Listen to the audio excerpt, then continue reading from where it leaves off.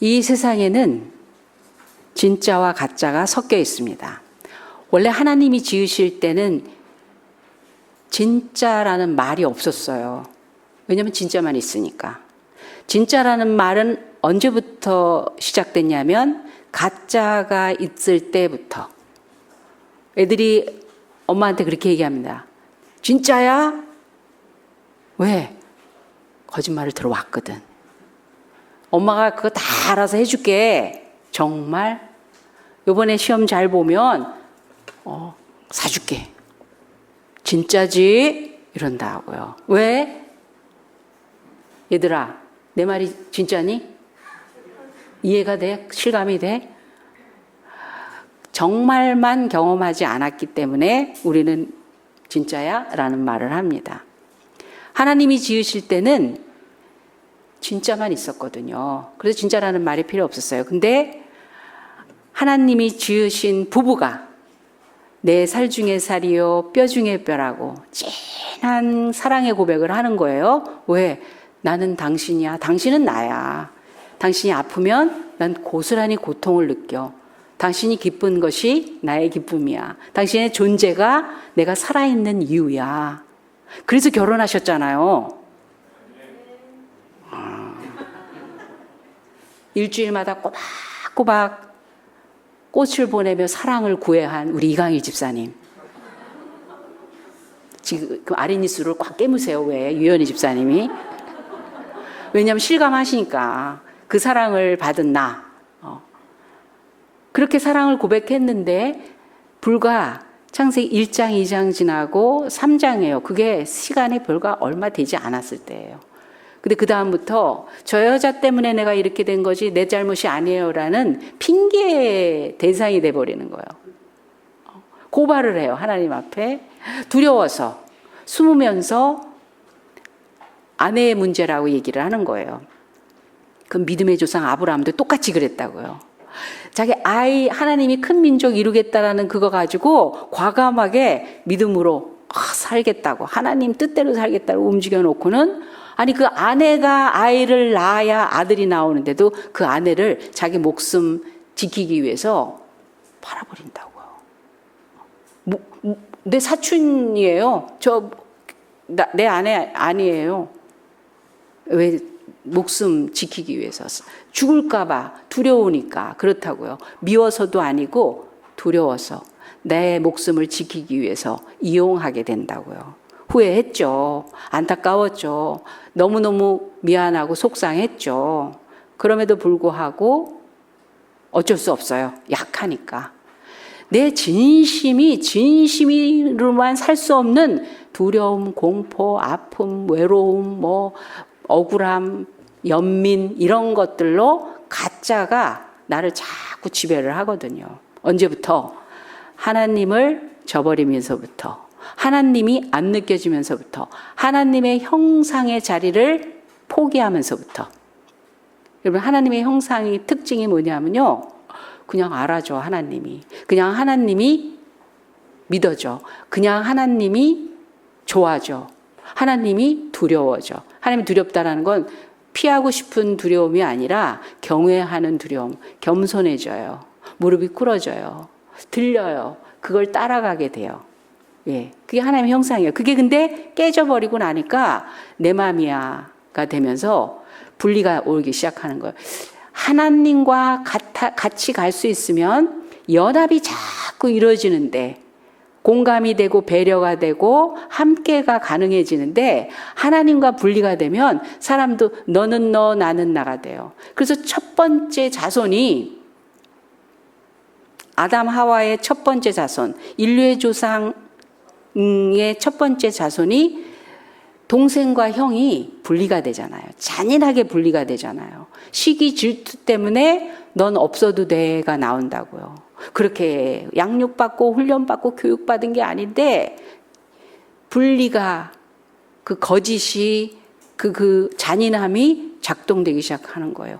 가짜, 형제인데 가짜야. 가족인데 가짜야. 가족됨에서 같이 나눌 수 있는 게 우러나와지지가 않는 거예요. 그래서 우리 실망할 필요 없어요. 절망할 필요 없어요. 왜냐하면 어차피 진짜만 있는 게 아니라 가짜가 있는 세상에서 살고 있기 때문에. 우리가 왜 속상해하고 왜 신용이 없어지고 힘들고 어려운지 아세요? 가짜 때문에 그러는 거거든요. 믿었는데. 그래도 그럴 줄 몰랐는데 그러면 안 되는 것들이 일어나고 있기 때문에.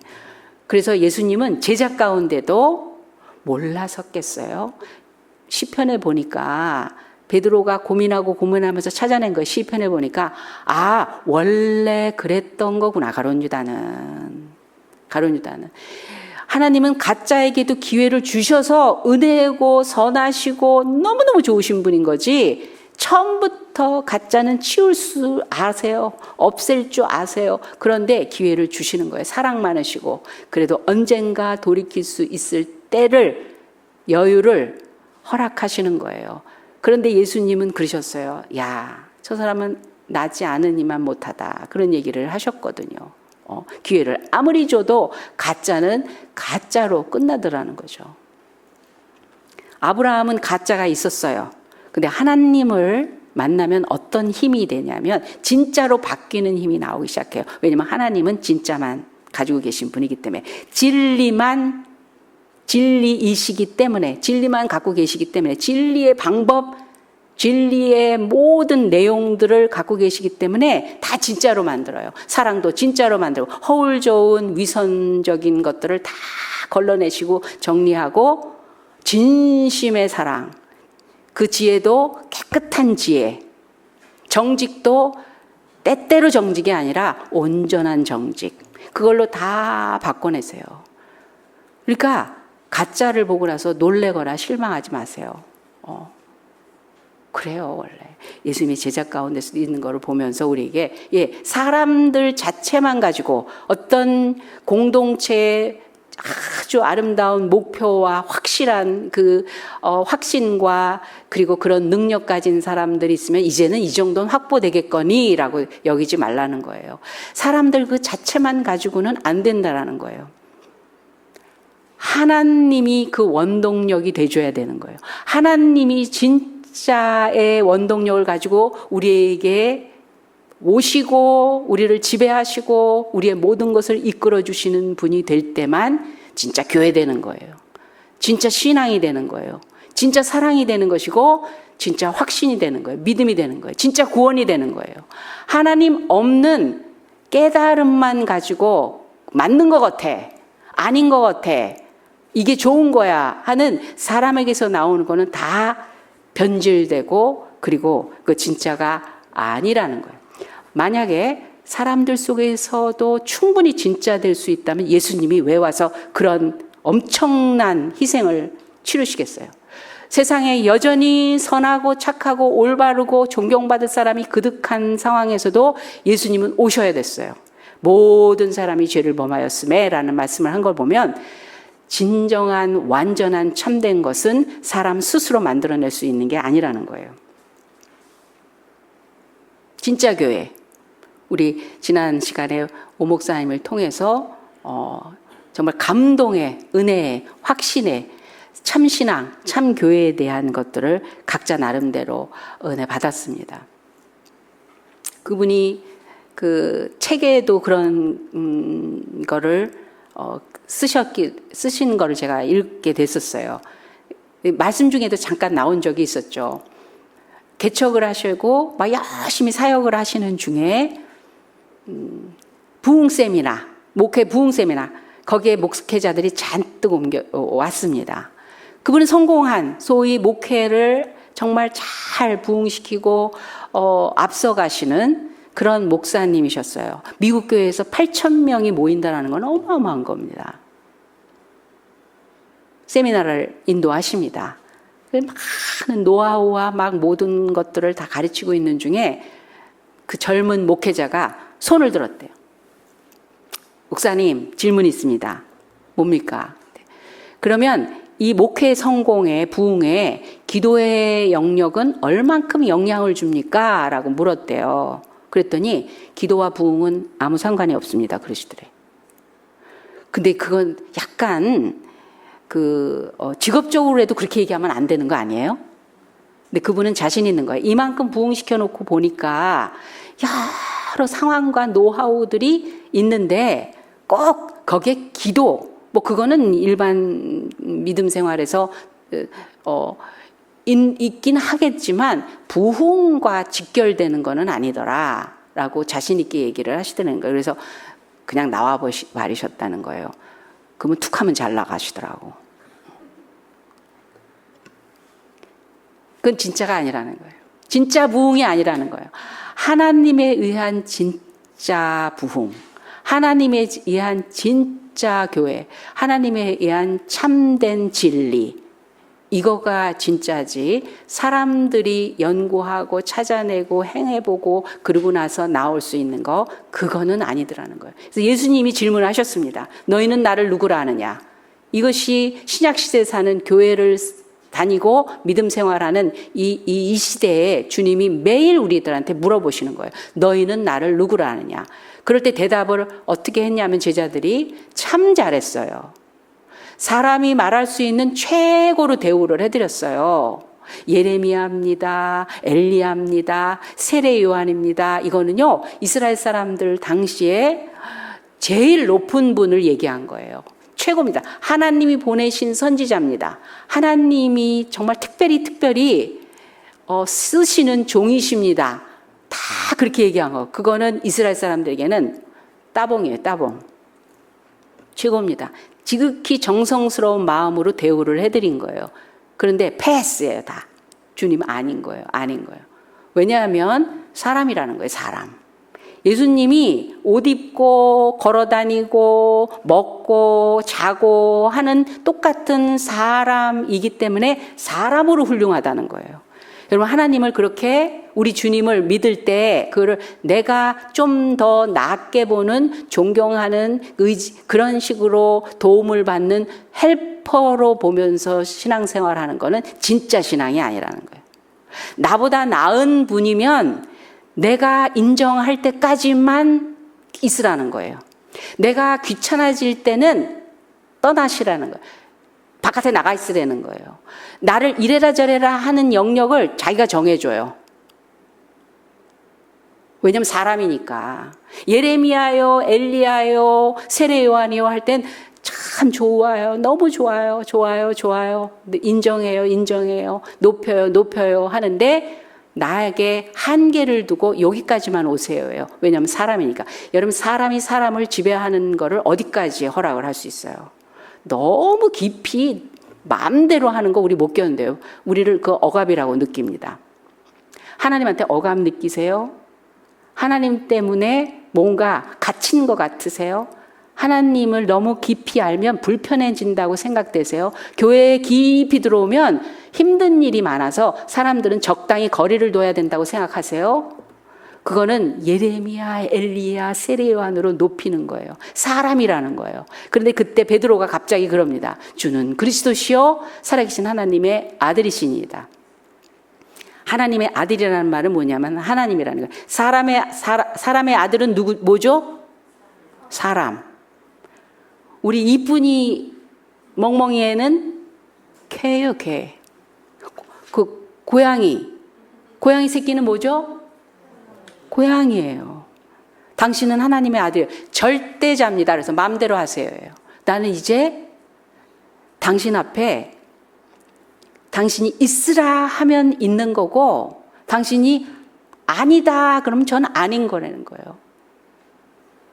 당신이 사람이다 할 때 난 사람이라는 거예요. 당신 너는 내 종이야 그러면 종이라는 거예요. 아, 큰일 났구나. 내가 이제 하나님이 날 불러서 종이라고 하셨으니 난 꼼짝 못하는구나. 그게 아멘인 거예요. 기분이 좋아요, 만족해요, 신나요 만 있는 게 아니고 그렇습니다가 되는 거예요. 그렇습니다. 그렇습니다. 왜냐하면 절대자니까. 당신 그리스도시요. 나를 구원하시는 분이 주인이시며 그리고 당신은 절대자십니다. 그래서 바울은 다메스상에서 꼬꾸라지면서 자기가 아는 거 가지고 막 하나님을 믿는다고 씩씩거리고 사람들을 막 능지처참하러 다니면서 주님을 진짜 만나고 나니까 그 다음에 쓴 서신서 성경 내용들을 보면 전부 주 예수 그리스도, 주 예수 그리스도, 그리스도 주 예수, 예수 그리스도 주, 주님이시며 구원자시며 메시아시며 절대자라고 계속 그렇게 얘기를 합니다. 자기는 그 앞에 그냥 하나님에 의해서 진짜 신앙이 되면 2000년 후에 태어난 우리나 그 이전에 주님을 보고 따라다녔던 제자들이나 다 똑같은 반응을 하게 돼 있어요. 그게 진짜라는 거예요. 그게 우리가 갖고 있는 힘의 원동력입니다. 참된 삶을 살아가는 원동력입니다. 그런 교회가 진짜 교회가 되는 거고 진짜 힘 있는 교회가 되는 겁니다. 그러니까 어마어마한 힘을 가지고도 제대로 일을 못하는 사람이 있는가 하면 작은 힘을 가지고도 큰 일을 해내는 사람이 있어요. 그건요, 인간의 실력에서 나오는 것이 아닙니다. 신앙의 힘이라고 한다면 그건 인간의 실력에서 나오는 것이 아니라 그 힘이 크기가 얼마나 것에 가치를 두는 게 아니라 그 힘으로 뭘 하고 있느냐가 보이는 거예요. 교회가 사이즈의 문제가 아니라고 해요. 그럼 그 사이즈로 뭘 했냐? 그럼 작으면 되는 거예요? 크면 나쁜 거예요? 아니에요. 커도 정말 그 가치가 빛날 수 있고요. 작아도 빛날 수 있어요. 그걸로 뭘 하느냐가 진짜 힘인 것입니다. 돈이 많아요. 근데 구두 세고 인색하면 우리는 그 사람을 뭐라고 부릅니까? 정말 상대하기 어려운 사람, 같이 있기 불편한 사람, 뭔가 그 사람하고 있으면 마음에 뭡니까? 안이 꽂고 치사하고 그 교만한 것들을 보면서 갑질하는 것들을 보면서 우리가 뭘 느낍니까? 돈을 부러워합니까? 그 사람의 그래도 삶이 배우고 본받고 싶은 마음이 듭니까? 아니에요. 그것을 어떻게 쓰냐? 그 사람은 진짜 힘을 가진 사람이 아닙니다. 여러분, 사기치는 사람 똑똑합니다. 그 사람 상냥합니다. 그 사람 친절합니다. 그런데 그 사람의 삶에서 우리가 뭘 얻어냅니까? 얼마나 그 거짓과 가짜 속에서 우리가 얼마나 고통을 느낍니까? 작아도 그것을 어떻게 쓰느냐, 그게 진짜 힘이 되는 것입니다. 오늘 읽은 말씀을 보면 소아시아에 7교회가 있어요. 거기에 가짜 교회도 얘기를 하시고요. 참된 교회도 얘기를 하십니다. 어떤 거는 나 그냥 이걸 두고 너희들 떠날 거야. 아니면 뱉어낼 거야. 이렇게 말씀하시는 교회가 있는가 하면 오늘 같은 빌라델비아 교회에서는요. 외견상 굉장히 별 볼품없는 작은 교회라고 했었어요. 여러분, 우리 자신을 생각하고 우리 교회를 생각해 보세요. 우리가 외부에서 오신 분들을 보면서 은혜 받고 막 그러는 거 볼 때 막 그냥 은혜 받은 걸로 끝나는 게 아니라 하나님이 우리를 사랑하시고 축복한다는, 그래서 이렇게 부어주시는구나, 우리에게 좋은 것을 주시는 하나님의 의도가 더 감격스럽지 않으세요? 은혜 받으면 은혜 자체뿐만이 아니라 그렇게 하시려고 하는 우리를 인정해 주시는 것 같아서 너무 그게 감사하지 않으세요? 우리 교회에 무슨 힘이 있습니까? 어떤 힘이 있어요? 생각해 보세요. 다른 사람이 이 교회는 막 이런 게 너무 좋아요. 이럴 수 있어서 너무 부러워요. 그럴 때 그때서야 그렇구나 하지, 우리가 실제로 무슨 힘이 있어? 과연 어떤 힘이 있을까요? 우리 옆 사람 좀 살짝 보세요. 물어보세요. 댁은 무슨 힘이 있어? 이렇게. 그냥 웃기만 해. 할 말이 별로 없어. 우리 지극히 개미같이 그날 열심히 주어진 걸 사는 그런 소시민이에요. 진짜 그런 것 같아요. 우리 교회는 더 특별히 그런 것 같아요. 어저께 김기재 목사님이, 우리들 교회 큰 교회 목사님이 오셨어요. 몇 번 주소를 가르쳐달라 해서 주소를 가르쳐줬는데 꼭 전화하셔서 거기 어디니? 옛날 성안교회가 있던 그런 곳이라고, 굉장히 성안교회 목사님하고 친하시거든요. 그래서 그 전날도 막 대여섯 시간을 만나서 대화하고 같이 식사도 하고 막 그랬다고 얘기를 하세요. 오셔서 그렇게 친한 분이 있었던 교회라는데도 거기가 어디니? 그래서 제가 오겠다고, 왜냐면 그냥 정하지 않고 그냥 오신 거예요. 그랬더니 그냥 저기 사무실에 있는 그 사과가 그분이 갖고 오신 거예요. 그래서 명절에 사과 못 먹으신 분이 혹시 있을지 몰라서 저기다 갖다 놨어요. 들고 가시든지 마음대로 하세요. 고맙다고. 우리 아내가 그렇게 우리 교회 생각하면서 그런 교회가 어딨냐고 그랬다는 거예요. 그런 교회가 어딨냐고 그랬다는 거예요. 그때 새로 건물을 지어놓고, 교회 건물을 지어놓고 완성되지 않아서 준공검사 떨어지지도 않고 그런 상황에서 새 들어있던 그 자리는 계약을 재갱신할 수 없고 나가야 되고, 그래서 뭐 들에서 잔디밭 어디 마당에서 무작정 가서 지켜야 되나, 주의를 지켜야 되나 그렇게 고민하고 계실 때, 우리 뭐 4층에서 7층 올라오는 건데 괜찮다고 우리 예배 드린 이후에 시간을 드린다고 했는데, 그게 그렇게 정말 대단한 그게 감사라는 거죠. 얼마든지 할 수 있는 일이 쉽게 나눌 수 있는, 이제는 특별한 일이 됐어요. 특별한 일이 됐어요.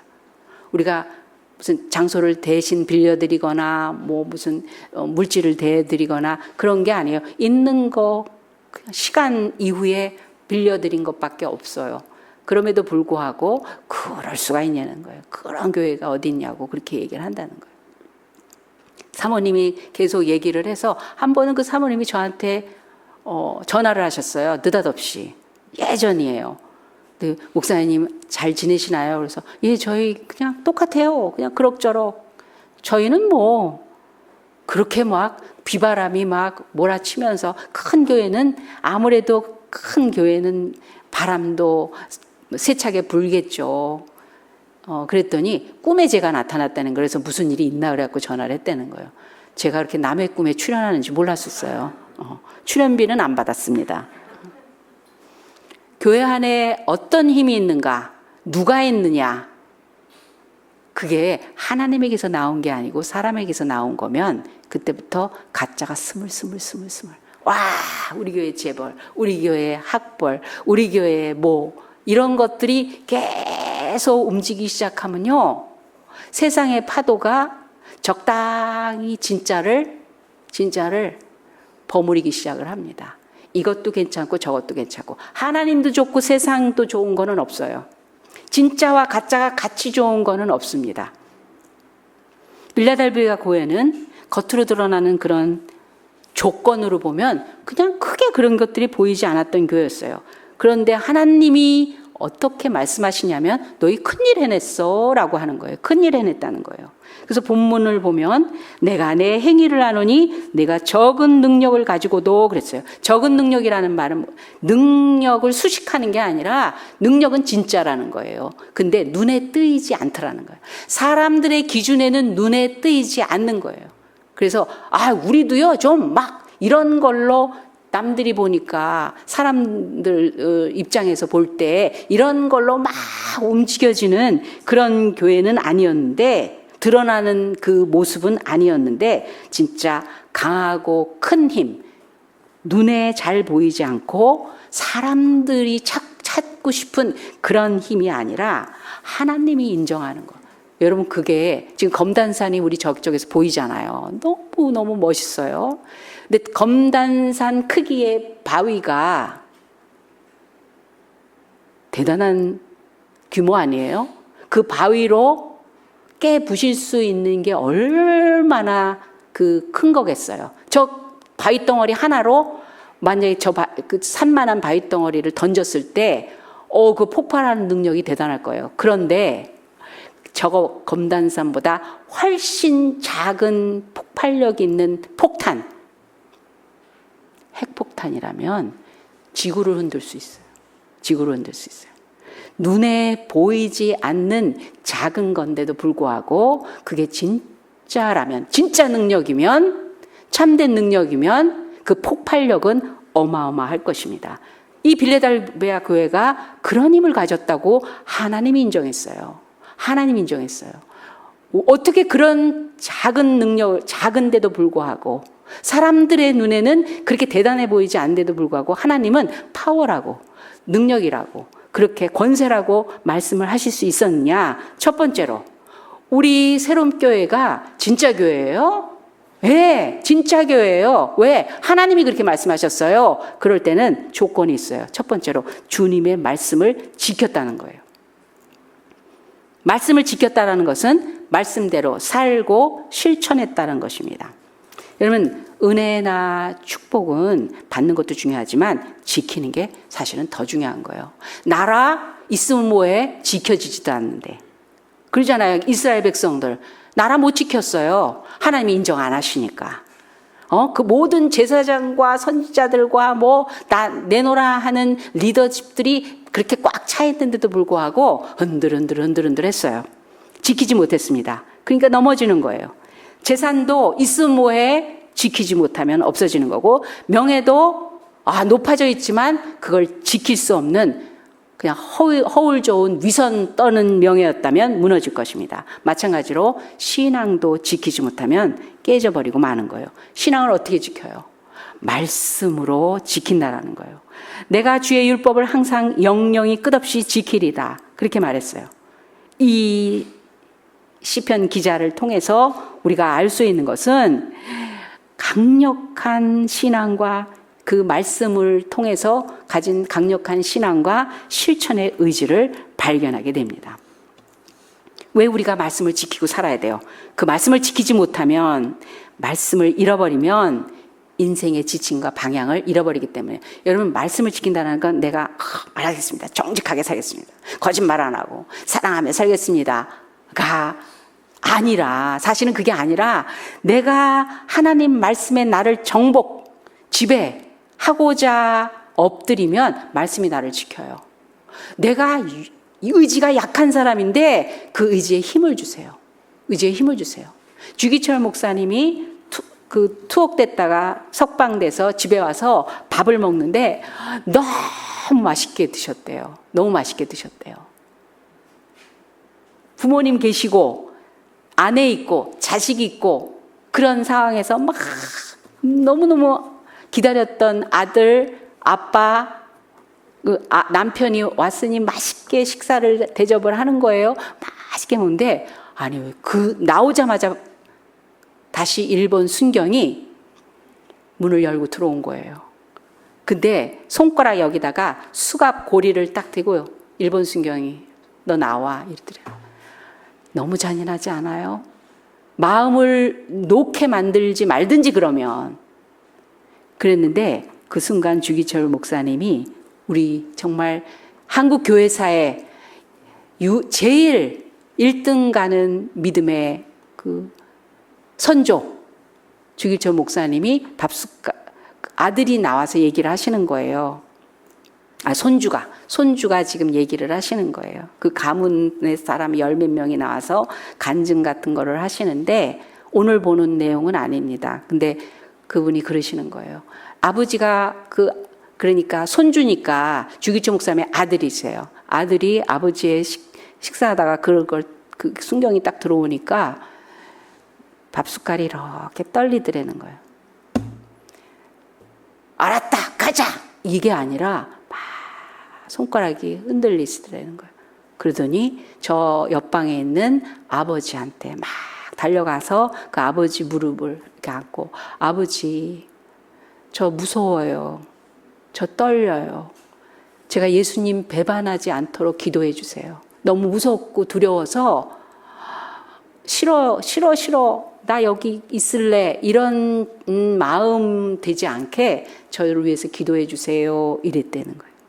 두 분이 막 부둥켜 안고 우셨다는 거예요. 그렇게 지켰어요.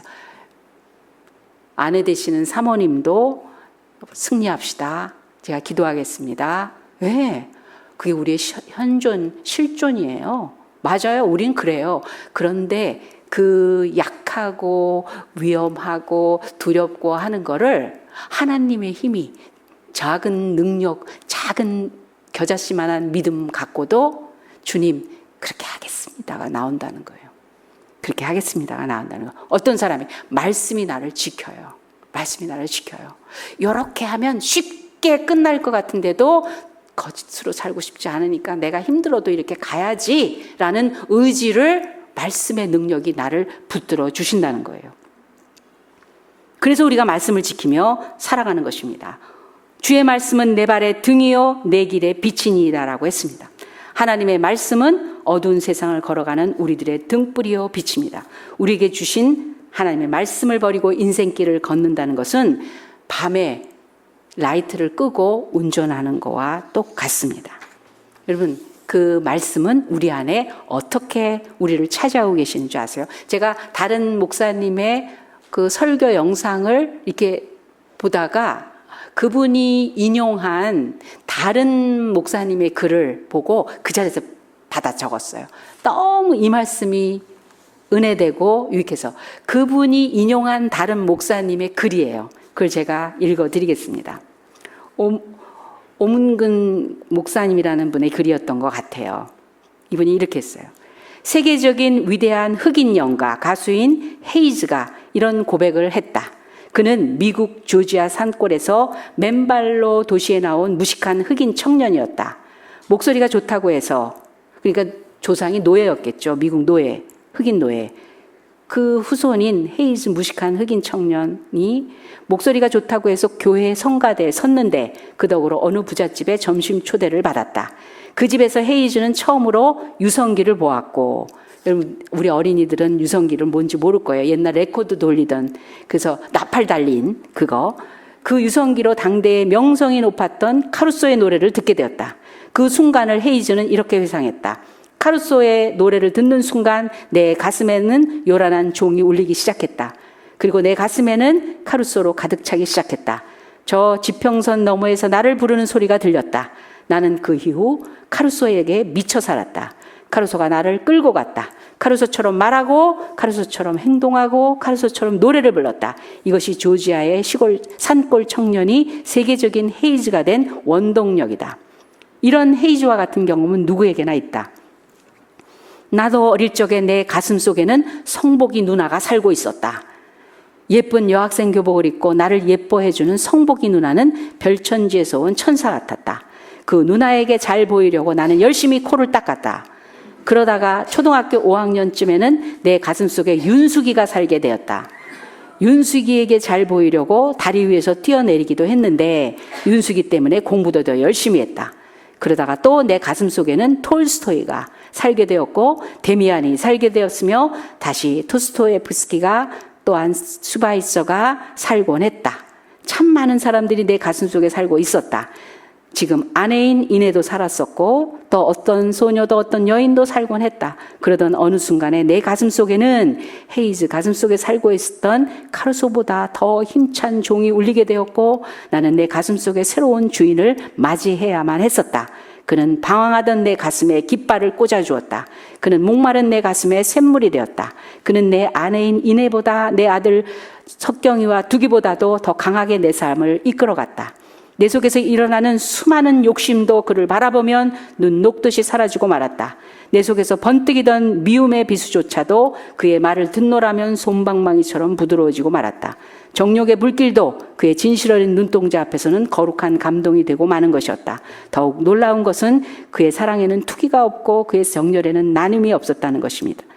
그는 주인이면서도 종처럼 알면서도 모르는 것처럼 내 가슴 속에 있으면서도 없는 것처럼 살아왔다. 그는 내 가슴 안에 살면서 내 가슴 속에 들어오는 모든 것을 보았다.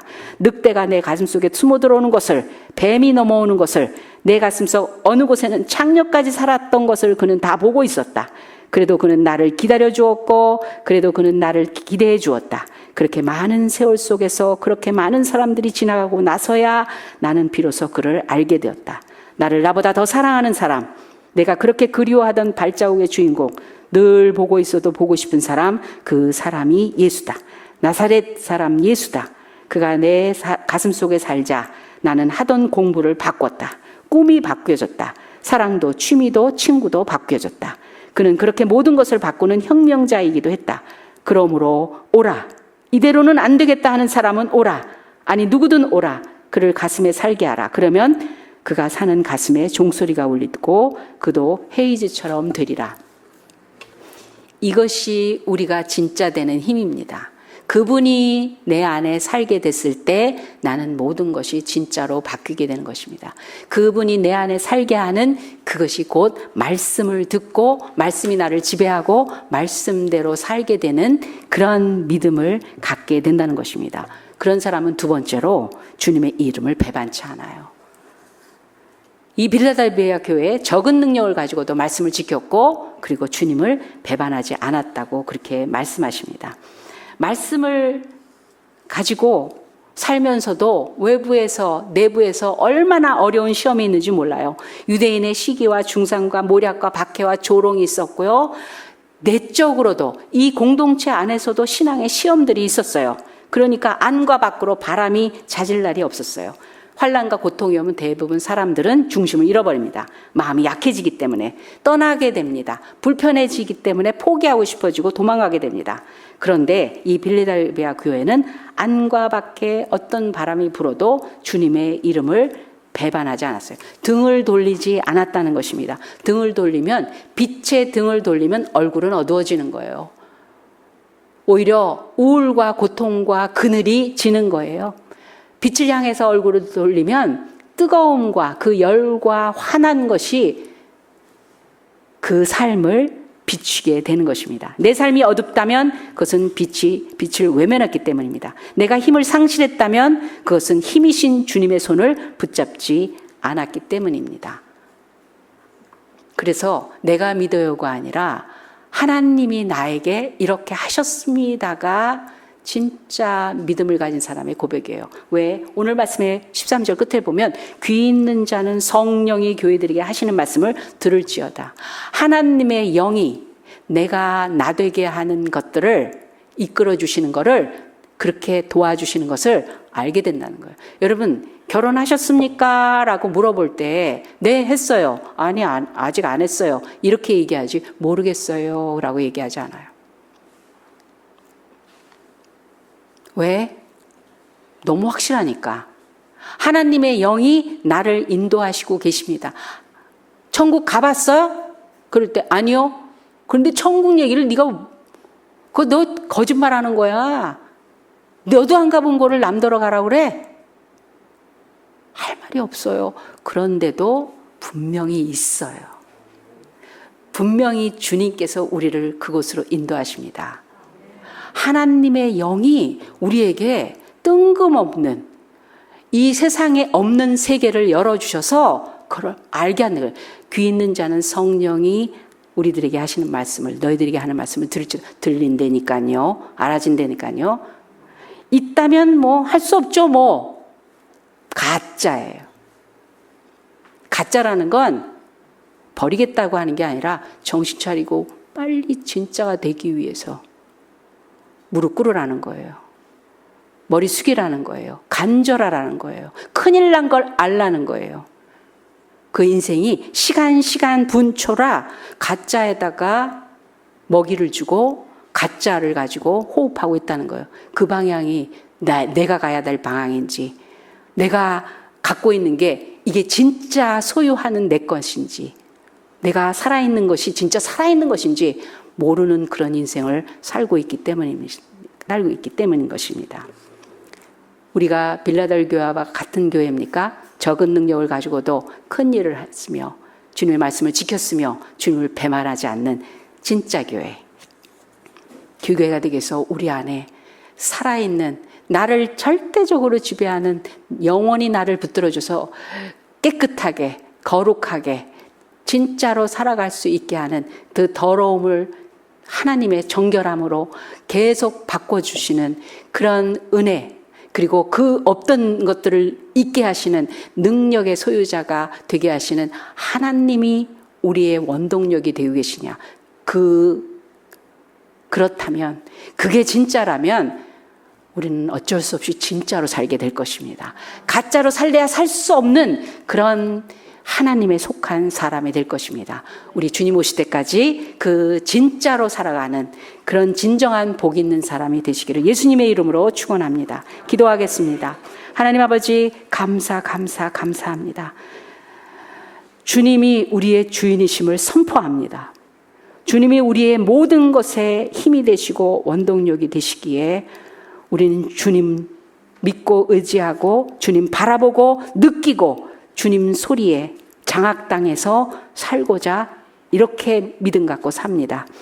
주님 오실 때 너희가 참된 나의 형제요, 나의 권속이요, 내 자녀요, 내게 속한 영혼이라고 그렇게 인정하고 받아주시는 그런 삶을 저희가 살고자 결단했습니다. 주님 이 믿음 갖고 살 수 있도록 말씀 지키고 주님을 향하여 언제든지 예스하며 나가는 저희들 되게 하여 주시옵소서. 감사하며 예수님의 이름으로 기도합니다. 아멘.